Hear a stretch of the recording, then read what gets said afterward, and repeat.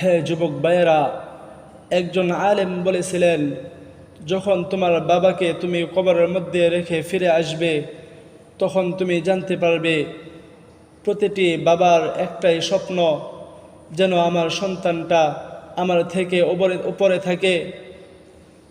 কারণ বাবা হাফেজ, তার ছেলেটা যেন ভালো হাফেজ হয়। বাবা আলেম হয়েছে, তার ছেলেটা যেন একজন বড় আলেম হয়। আজ বাবা সরকারি চাকরি করে, তার ছেলেটা যেন আরও বড় পর্যায়ে সরকারি চাকরি করতে পারে। আজ বাবা টিচার, তার ছেলেটা যেন আরও বড় টিচার হতে পারে। আজ মা বাবা মূর্খ, সে কোরআন শরীফ পড়তে পারে না, তার সন্তানটা যেন কোরআন শরীফ পড়তে পারে, এই জন্য সর্বদাই সে চেষ্টা করে।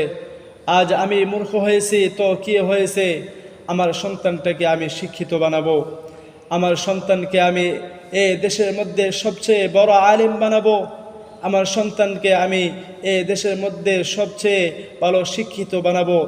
এটাই প্রতিটি মা বাবার স্বপ্ন।